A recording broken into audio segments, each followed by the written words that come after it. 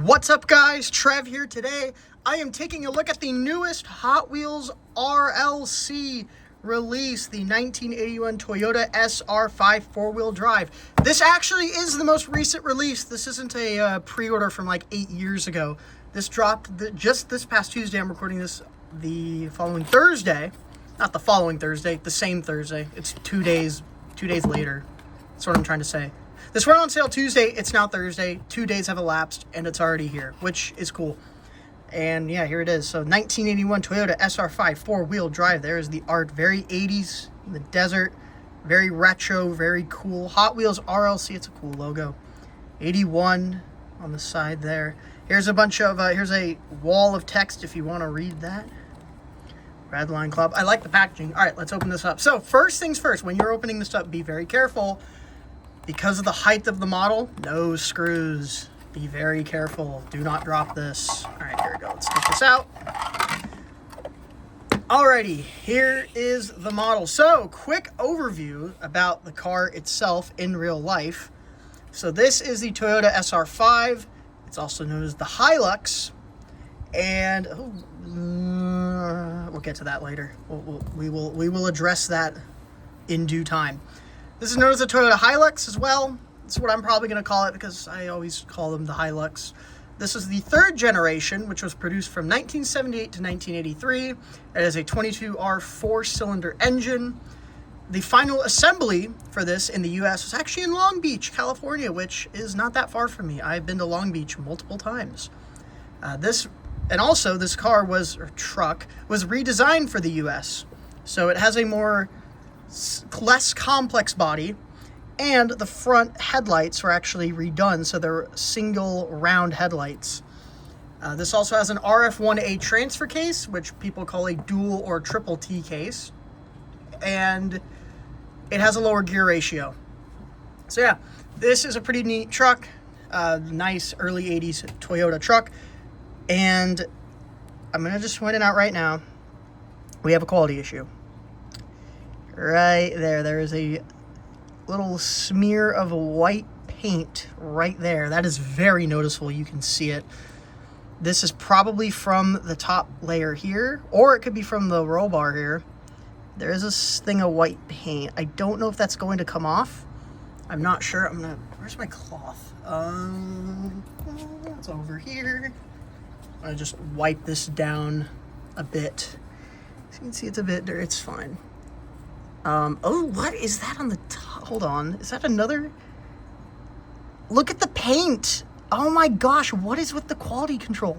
The paint on the top of the bed here is all like bubbled and look at what is going on there? It's like it's all rough. It's almost like it's like bubbled.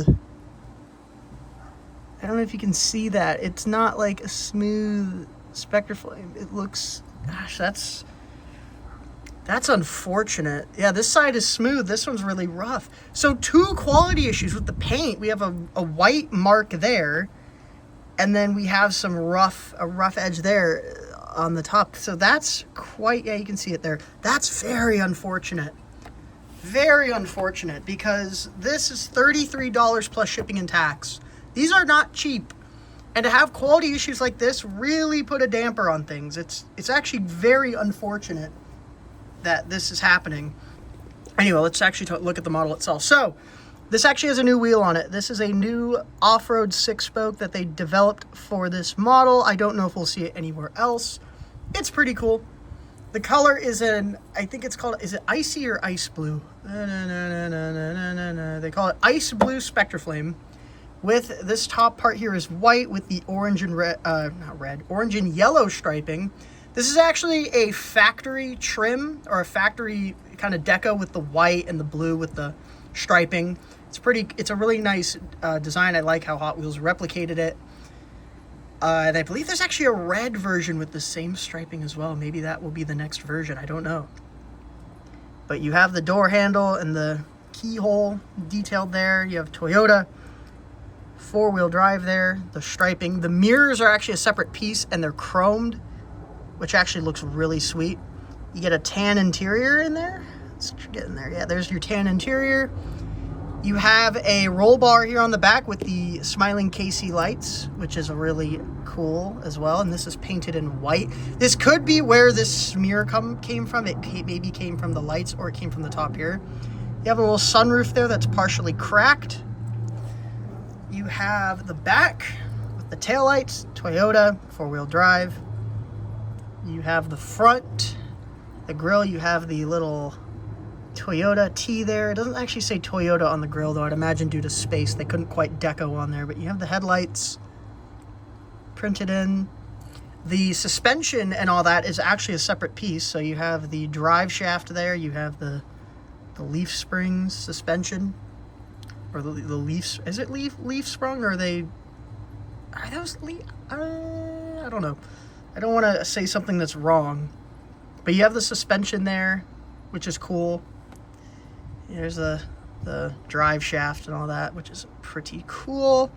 And it's a separate piece, so it's not like big chunks of die cast. There actually are like brakes in there. It looks nice. And this casting has 2 opening parts. You have the tailgate, which opens down. There you go.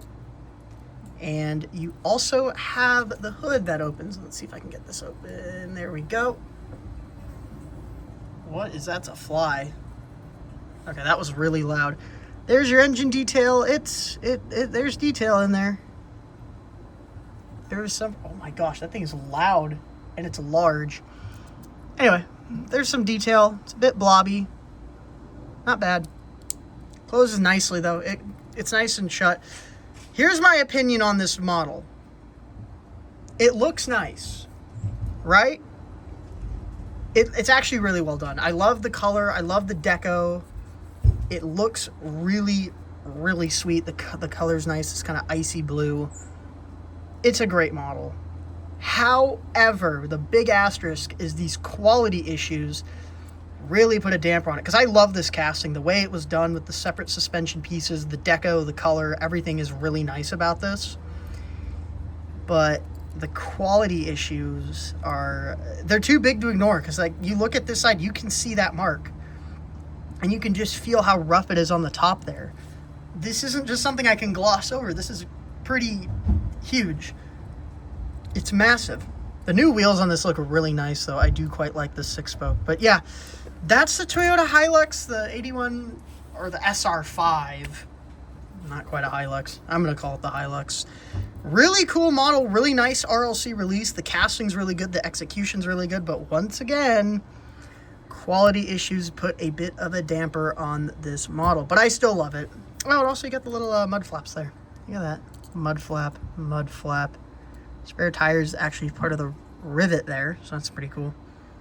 It's cool casting. It's really cool, and I don't want to detract from how cool it is, but these quality issues are just unfortunate. They put a damper on it, and yeah. And that's the Toyota Hilux.